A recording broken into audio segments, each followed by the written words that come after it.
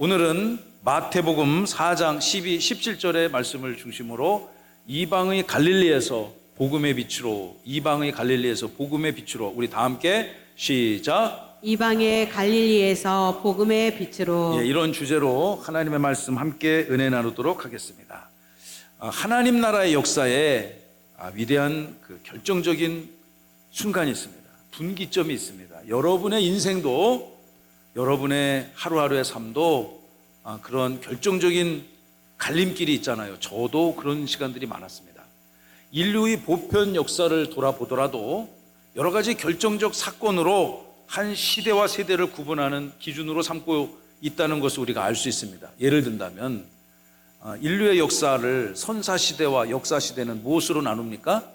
인간이 동물과 다른 게 무엇입니까? 언어를 사용할 수 있다는 거죠. 하나님이 우리에게, 인류에게 언어를, 문자를 선물로 주셨잖아요. 문자로 기록을 할 수 있는 시대, 기록할 수 없었던 시대를 그렇게 구분합니다.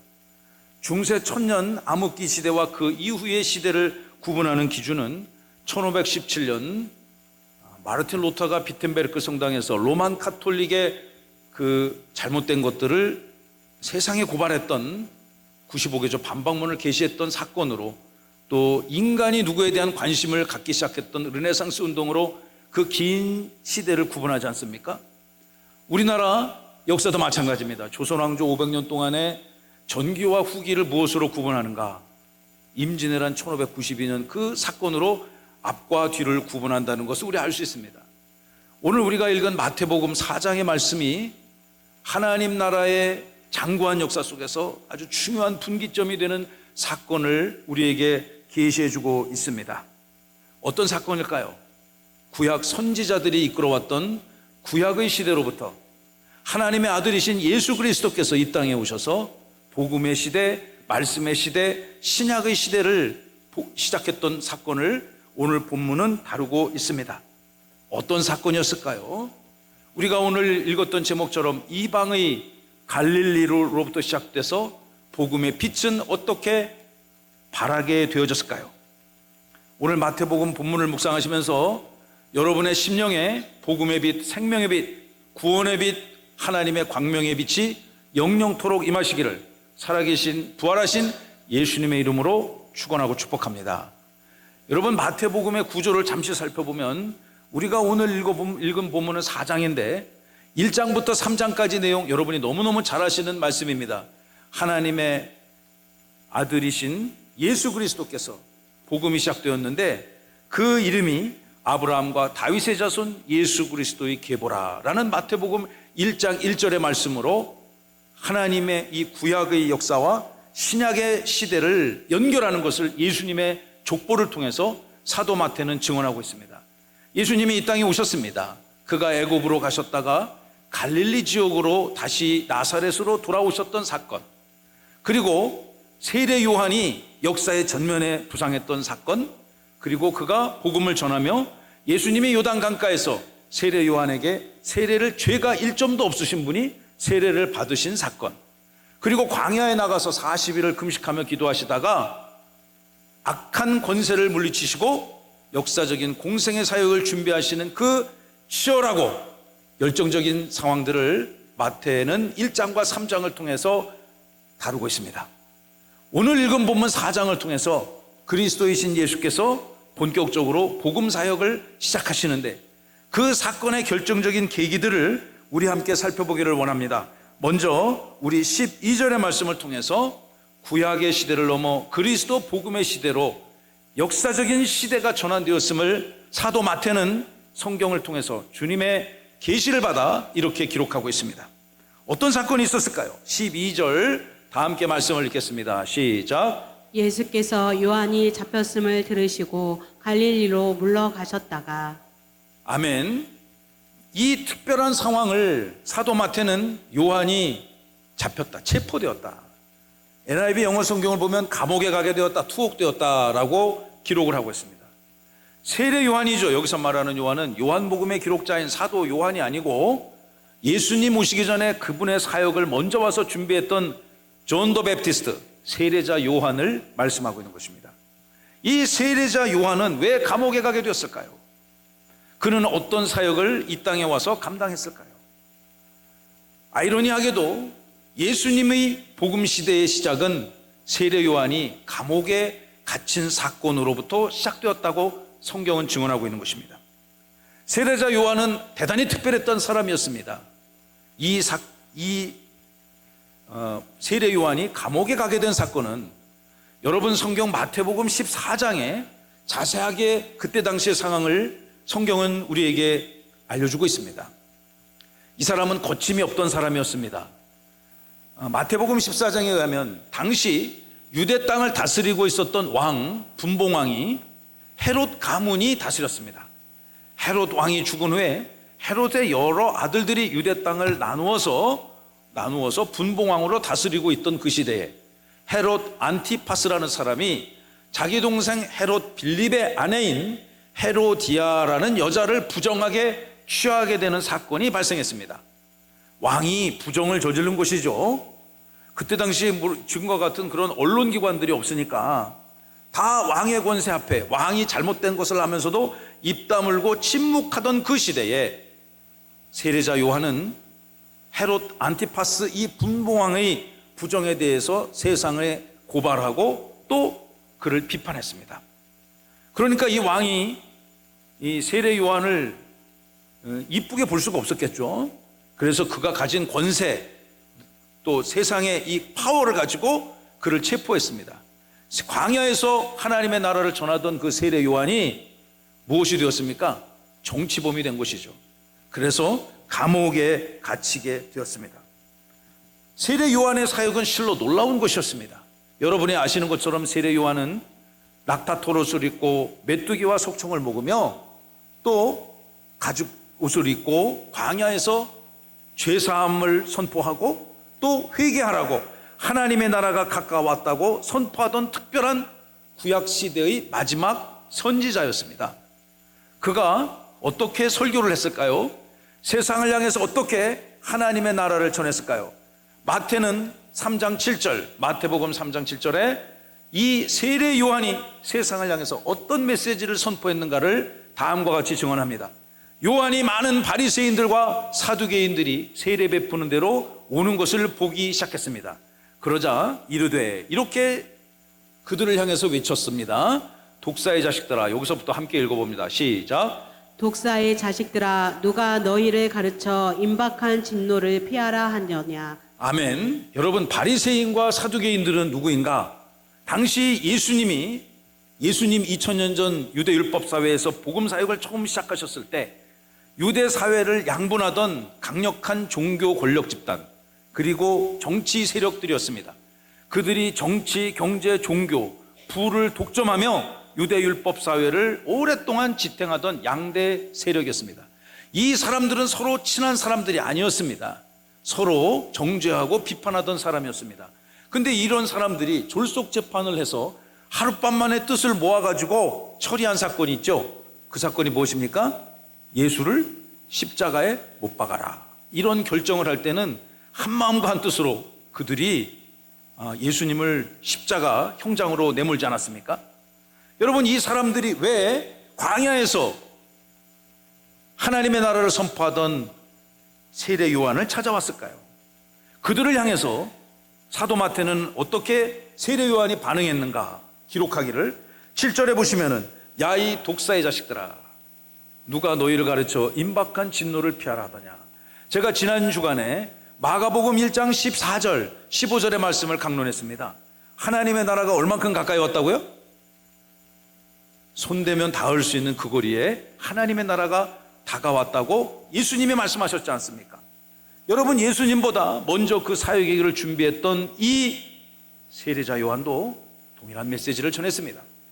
그리고 당시 사회에 강력한 그 종교 권력자들, 기득권자, 주류 세력들이 다가오는 것을 보고 야 이 독사의 자식들아, 너희들이 하나님의 당면한 임박한 그 진노와 심판을 피할 줄로 생각하느냐? 어림턱도 없다. 이렇게 설교하면 다 나가시겠죠, 여러분들은. 요즘에 이렇게 설교하면 큰일 나겠죠. 바로 목회자가 탄핵을 받을지도 모릅니다.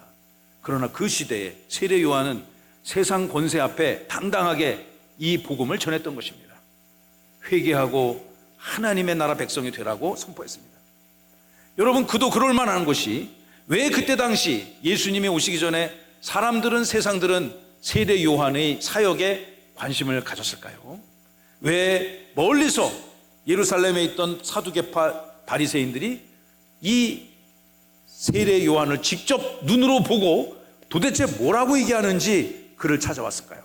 여러분, 그는요 정말 엄청난 사명을 갖고 이 땅에 태어난 사람입니다. 어떤 사람이었을까요? 여러분이 가지고 있는 구약 성경 맨 마지막 책은 말라기서란 책입니다. 말라기 선지자 말라기의 계시로부터 신약 성경이 시작됐던 이 마태, 마가 하나님의 말씀이 계시되고 기록되어질 때 여러분의 성경은 넘기면은 두세 장이면 딱 닿을 수 있는 분량이지만 물리적으로 저 시간은 성경을 연구하는 학자들에 의하면 약 400년 동안 하나님의 말씀의 계시가 단절된 시대였다라고 이렇게 연구하고 있고 발표하지 않습니까? 여러분, 이 시기를 학자들은 신약과 구약의 중간기 400년 기간, 그러니까 이렇게 이해하시면 됩니다. 400년 동안 하나님의 말씀이 기록되어지지도 계시되어지지도 않았다. 말씀이 기갈되었던 시대, 말씀이 말랐던 그 시대, 400년 동안 하나님의 말씀이 계시되어지지 않다가 광야에서 메뚜기 석청 먹고 임박할 진노를 피하고자 한다면 당장 돌아와서 회개하고 하나님의 백성이 되라고 선포했던 세례 요한. 여러분, 이렇게 본다면 세례 요한의 사역이 그저 그런 사역이 아니라 대단히 특별했던 사역임을 우리는 알 수 있습니다. 이 사역을 통해서 하나님께서는 구약시대의 장관 역사시대를 마감하고 새로운 예수 그리스도 복음의 시대를 활짝 열고자 했던 것입니다. 예수님께서는 요한이 수억이 됐다는 얘기를 듣고 갈릴리로 물러가셨다라고 성경은 증언합니다. 왜 그분은 갈릴리로 물러가셨을까요? 갈릴리는 어떤 곳이었을까요? 갈릴리는요 이스라엘 역사의 중심이 아니었습니다. 변방이었습니다. 멸시받고 구박받던 천대받던 땅이었습니다. 주님은 그 갈릴리로 나가시면서 그분의 사역을 준비하고 계시는 거죠. 이러한 모든 일들이 우리가 13절과 14절의 말씀을 살펴보듯이 이 모든 것들은 구약 성경의 말씀이 성취된 사건임을 믿으시기 바랍니다. 아멘. 여러분, 13과 14절의 말씀을 함께 읽도록 하겠습니다. 또박또박 읽어봅시다. 시작. 나사렛을 떠나 스불론과 납달리 지경 해변에 있는 가버나움에 가서 사시니 이는 선지자 이사야를 통하여 하신 말씀을 이루려 하심이라 일러스되. 예수님께서는 어릴 적 자라나셨던 나사렛이라는 동네를 찾아가셨습니다. 그렇다가 다시 스불론과 납달리 지경에 있는 가버나움에 가셨습니다. 제가 과거 이스라엘을 4차례 방문할 기회가 있었는데 나사렛을 한번 가봤습니다. 나사렛을 가서 거기서 이스라엘 사람들이 먹는 커피를 먹고 제가 땅을 이렇게 막 만져봤어요. 이렇게 앉아서 땅을 막 만져봤어요. 그러니까 왜 갑자기 앉아서 땅을 만지냐고 제가 같이 갔던 분이 그러길래 어렸을 때 예수님이 여기 어딘가 뛰어다녔을 것 같아서 여기 어딘가를 뛰어다니시지 않겠냐. 그래서 제가 그 땅을 이렇게 흙으로 이렇게 만져봤던 기억이 납니다. 예수님이 나사렛에 가셔서 물러가셨다가 또 그분의 사역을 시작하시기 위해서 스불론과 납달리 지경 갈릴리 해변가에 있는 가버나움이라는 곳으로 가셨다. 제가 지도를 한 장 준비했는데요. 이곳이 갈릴리 호숫가입니다. 유대 북부 지방에 있는 내륙 호수죠. 꽤 큰 호수죠. 그래서 그때 당시 저 유대 사회의 사람들은 저것이 너무나 커서 그때는 뭐 태평양이니 대서양이니 이런 큰 바다가 발견되기 전의 시대니까 저 사람들은 저곳을 바다같이 생각했던 것 같아요. 그래서 성경에 보면 뭐 갈릴리 바다라고도 표현하지 않습니까? 저곳에 여러 가지 지명들이 표현되어 있습니다. 맨 위에 가버나움이 보이고 게네사렛, 디베랴, 데가볼리, 거라사. 예수님은 저런 중요한 지역들을 다니면서 3년 공생의 사역을 감당하셨고 그곳에서 하나님의 나라 복음을 전하셨습니다. 꼭 마치 생긴 게 고구마 같이 생겼는데 저 갈릴리 호수 북쪽에 있는 가버나움이라는 곳에 예수님은 베이스 캠프 같이 당신의 처소를, 복음 사역을 하기 위해서 처소를 마련하셨다는 것입니다. 아까 우리가 읽었던 마태복음 4장 12절의 말씀을 보시면 이러한 모든 것들이 선지자 이사야가 기록한 말씀을 이루려 하심이었다라고 증언하고 있습니다. 여러분, 선지자 이사야는 많은 신약 성경을 기록한 사도들이 즐겨 인용하고 묵상하고 공부했던 말씀이었던 것 같습니다. 사도 마태도 곳곳에서 이사야서의 말씀을 인용하였고, 우리가 지난주에 읽었던 마가복음도 마가복음 서문의 1장 1, 2, 3절을 보시면 사도 마가도 이사야의 글을 인용했음을 알 수가 있습니다. 이러한 예수님의 행적에 대해서 사도들은 굉장한 관심이 있었습니다. 예수님이 사역을 시작하시면서 어디로 갔다가 어디로 가셔서 갈릴리 나사렛 곳에서 복음 사역을 시작하셨다. 왜 그들은 우리가 보기에 뭐 어디에서 시작하셨든 무슨 관계가 있겠느냐 이렇게 생각할 수가 있는데, 왜 그들은 그곳에 관심을 가졌고 이사야가 남긴 글에 그들은 주목했을까요? 왜냐하면 이사야 선지자를 통해서 계시된 구약 성경의 말씀이 그 시대에 예수님을 통해서 성취되어졌다고 믿고 그들은 고백했기 때문입니다. 사랑하는 성도 여러분, 여러분 인생의 하루하루에 하나님의 말씀이 선포되어질 때 그 말씀은 허투루 우발적으로 즉흥적으로 들려주고 또 여러분 심령에 다가오는 것이 아니라 하나님의 위대하신 구원과 은혜의 경륜 가운데 여러분에게 주신 그 하나님의 말씀은 반드시 하나님의 때에 성취되어짐을 믿으시기 바랍니다. 구약성경 이사야는 구약성경 39권이 책이 있지 않습니까? 이 39권의 구약성경 중에서 이사야서는 오실 메시아 그리스도에 대해서 가장 강력하게 예표하며 계시하는 책입니다. 그래서 이사야서를 가르쳐 성경을 연구하는 많은 사람들은 구약성경에 있는 복음서다라는 별명을 지어줄 정도로 예수님에 대해서 강력하게 예표하는 것이죠. 사랑하는 성도 여러분, 이 말씀에 성취되는 사건임을, 그러니 사도 마태나 사도 마가나 이런 사람들이 봤을 때 예수님이 이 땅에 오셔서 갈릴리 나사렛을 지나서 가버나움에 가서 복음 사역을 시작했던 그 사건을 바라보고, 아하, 하나님의 말씀, 메시아가, 하나님의 말씀에 따라 메시아가 이 땅에 오셔서 비로소 그리스도의 사역이 시작된 역사적이고 우주적인 사건이구나 라고 깨닫고, 그 깨달음을 성령의 계시를 받아 기록에 남긴 것입니다. 하나님의 말씀, 오늘도 여러분의 심령에 새겨질 때 그 말씀, 하나님의 위대하신 구원의 경륜에 따라 반드시 새겨지고 성취되어질 줄로 믿으시기 바랍니다. 아멘. 아멘 하시며 하나님 앞에 영광을 올려드리시기 바랍니다. 사도 바울은 고린도후서 1장 20절에 통해서 우리가 아멘을 하면서 하나님은 영광 받으신다. 할렐루야. 그러니까 여러분이 아멘, 아멘 한다면 하나님은 영광을 받으실 줄로 믿습니다. 마지막 세 번째 본문 15절로 17절의 말씀을 통해서 비로소 이 멸시받고 천대받던 땅 갈릴리가 더 이상 이방의 갈릴리가 아니고 복음의 빛을 발하는 복음의 진원지요, 생명의 빛을 발하는 근원지가 되었다라는 말씀을 우리 함께 묵상하기를 원합니다. 15, 16절 다 함께 읽습니다. 시작. 스불론 땅과 납달리 땅과 요단강 저편 해변길과 이방의 갈릴리여, 흑암에 앉은 백성이 큰 빛을 보았고 사망의 땅과 그늘에 앉은 자들에게 빛이 비치었도다 하였느니라. 아멘. 이사야 선지자가 이사야서 9장 1절 2절에 저런 계시를 남겼는데, 이 계시를 사도 마태가 마태복음 4장을 기록하며 이사야서의 글을 인용하고 있는 것입니다. 스불론 땅과 납달리 땅과 요단강 저편 해변길과 이방의 갈릴리요. 이제까지는 이스라엘 역사의 중심이 아니었습니다. 변방이었습니다. 이방 지역과 가까워서 전쟁 나면 항상 먼저 피해를 받던 곳이었습니다. 그리고 이방 지역과 가까우니까 유대 사람들은 철저히 이방인들을 무시하고 경멸하고 인간 취급을 하지 않지 않았잖아요. 그러니까 이방 지역에 가까이 있는 사람들일수록 유대 전통적인 주류 사회로부터 외면받고 무시받고 괄시받던 지역임을 알 수가 있습니다.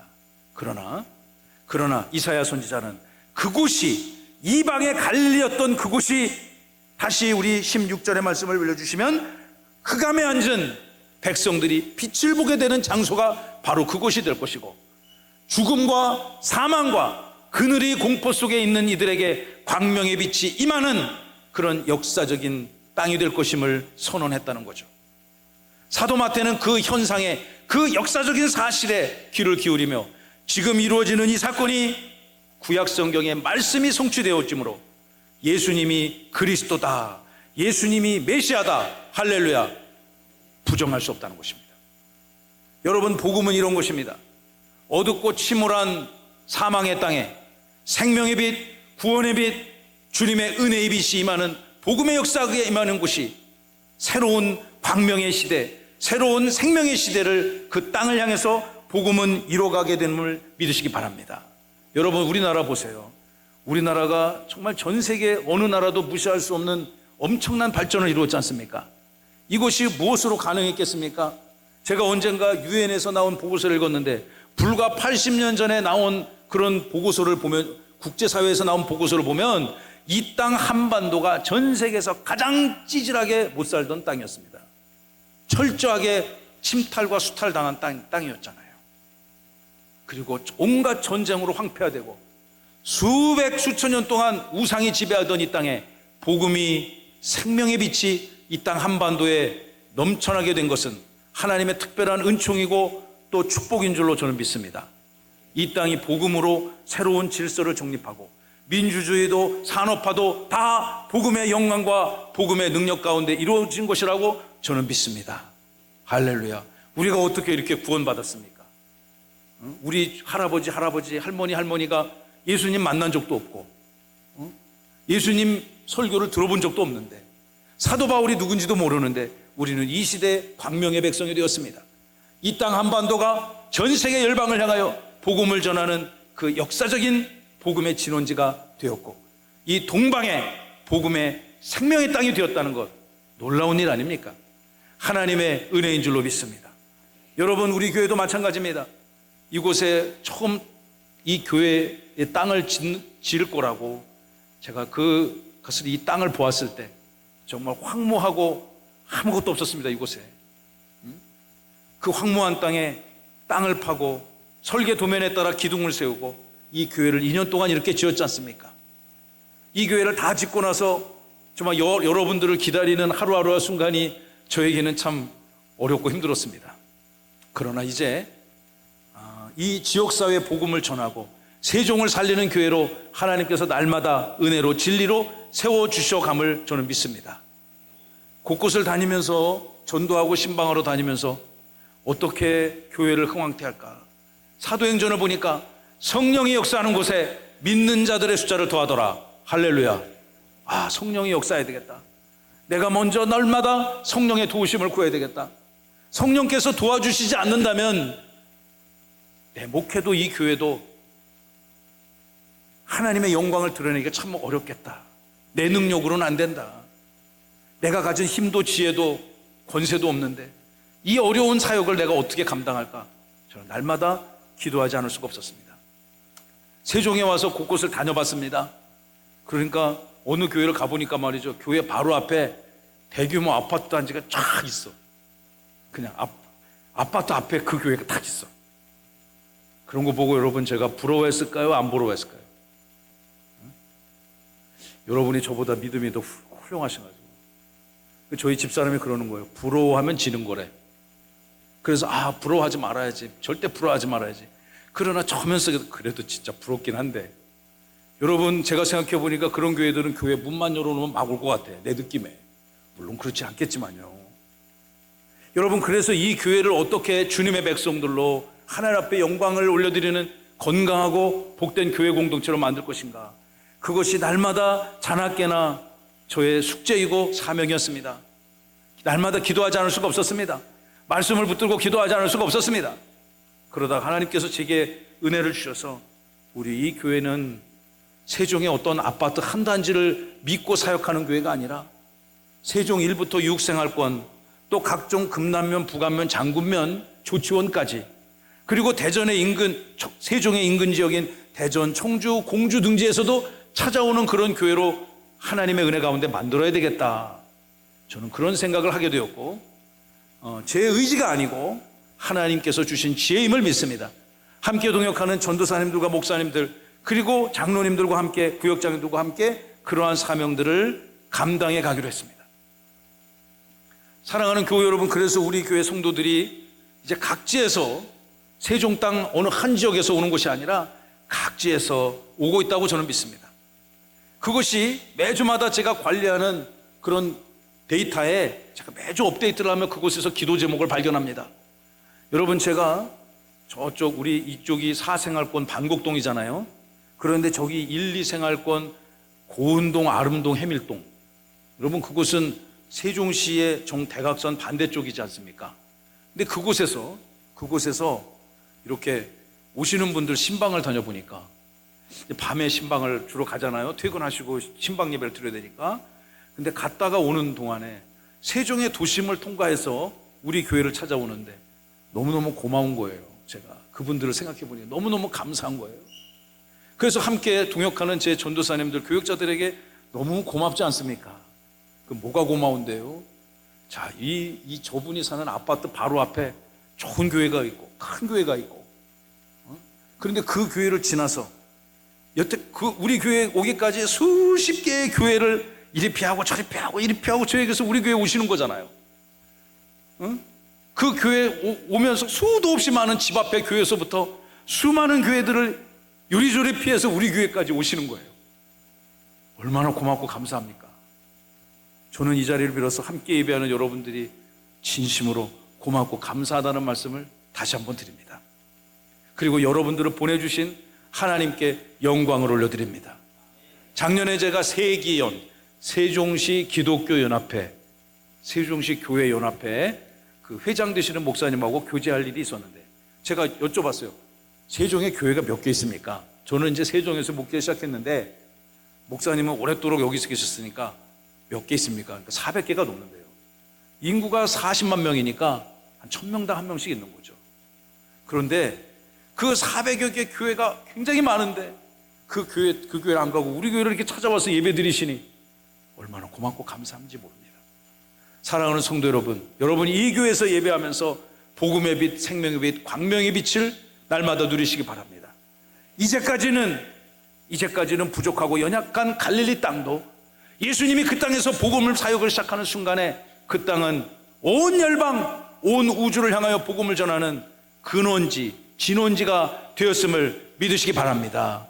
여러분, 어떤 인생을 보고 저 인생이 뭐 예수 믿겠어? 저 인생이 뭐 잘 되겠어? 네가 뭐 되겠어? 절대 그렇게 생각하시면 안 됩니다. 갈릴리 땅은 철저하게 외면받던 땅 아닙니까?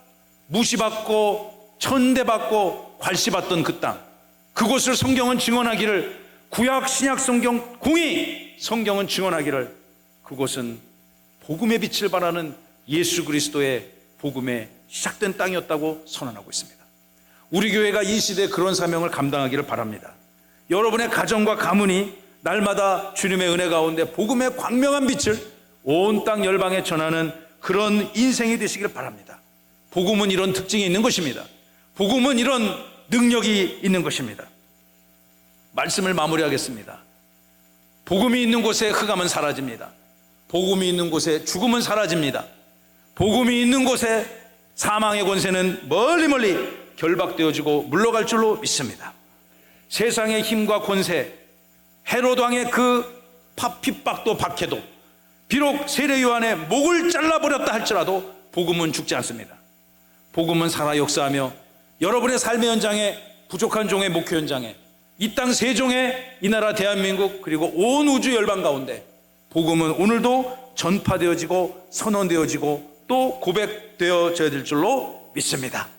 이번 한 주간 동안에도 여러분의 심령 가운데 복음의 빛이 광명하게 펼쳐지고 또 온 세상을 향해 선포되어지시기를 살아계신 예수님의 이름으로 축원하고 축복합니다.